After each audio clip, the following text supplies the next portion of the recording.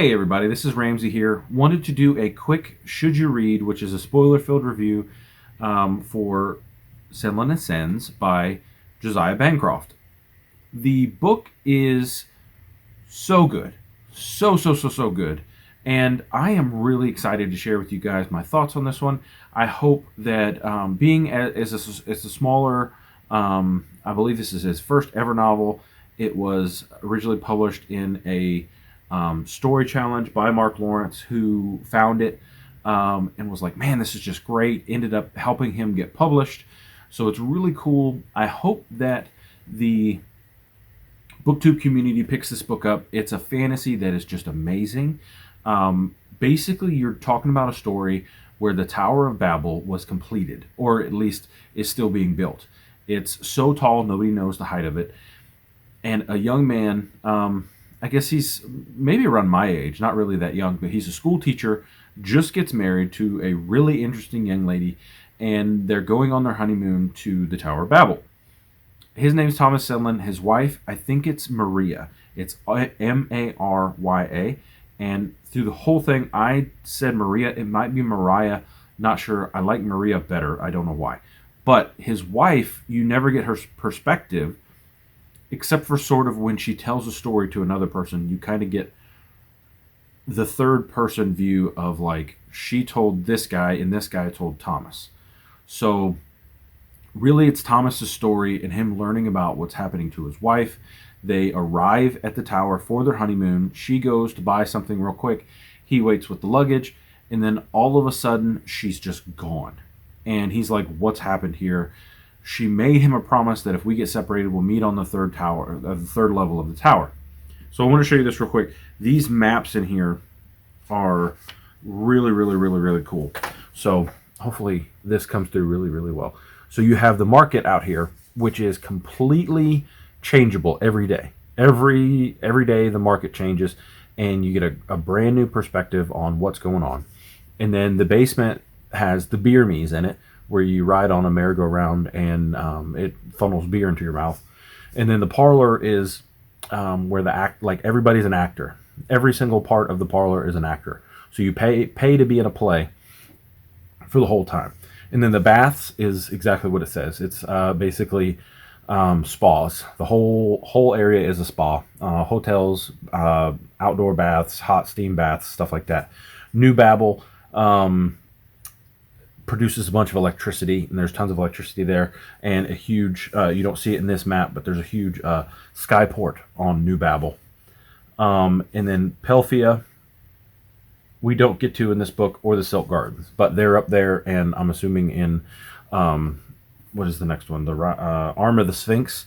We're going to get to that one, and I'm excited. I'm going to buy this one as soon as possible, and I'm going to buy Arm of the Sphinx, and my TBR for the following months is probably going to get ruined because I want to see what happens next. So cool.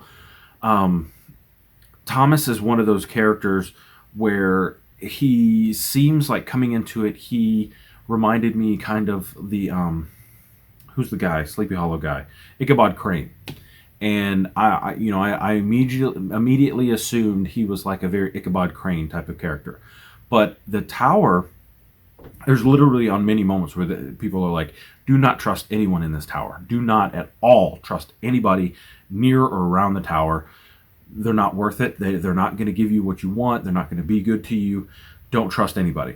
And so Thomas gets robbed, and all these things happen to him. He's trying to move through the tower. He's put into political struggles that he really has. He's just out of his element, and so he's trying to move and shake. And as a smart, literate man, not a lot of people are literate in this, he has a crazy opportunity to do a lot of cool stuff.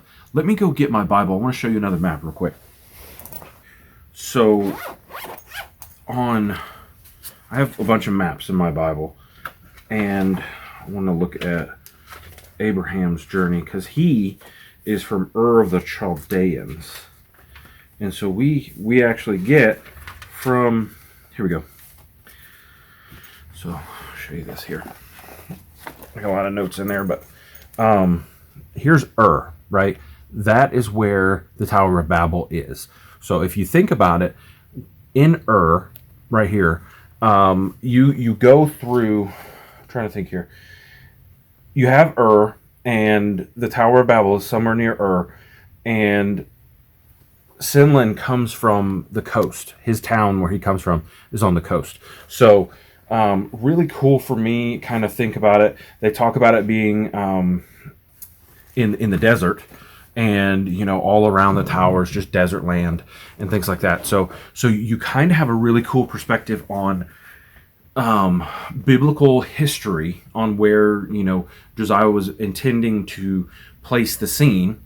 And it may be an alternate world, maybe an alternate universe where God decided not to confuse the languages and all that kind of cool stuff. But I was just so enamored with the book itself, Thomas as a character, the political intrigue, and then they drop this huge bomb on you at the end, and it's like, wait a minute. Like, I thought this was just a struggle about this one thing, and then all of a sudden a whole nother dynamic is put into place. You're like, it doesn't just become about Thomas finding his wife. It becomes about like the whole tower, and there's a cool engineering puzzle that kind of gets figured out. I was onto it a little bit, and you see Thomas's mind gears kind of going as well as he mentally figures it out as well. And it's really neat to see the way that he designed this tower, and really maybe even what we'll see in the higher levels of the tower. I think they said it was like 36 ringdoms or 46 ringdoms. They don't really know. And there's like blimps or dirigibles or whatever that fly around the tower, and it's really cool to see like the way that they travel and things like that. I don't know if I'm sounding excited enough about this for you. Please pick it up. It's, not every library has it.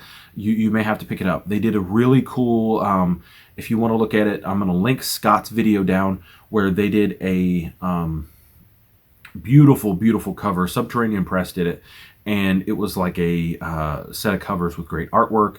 Kind of had descriptions and visuals of the beer me's and things like that.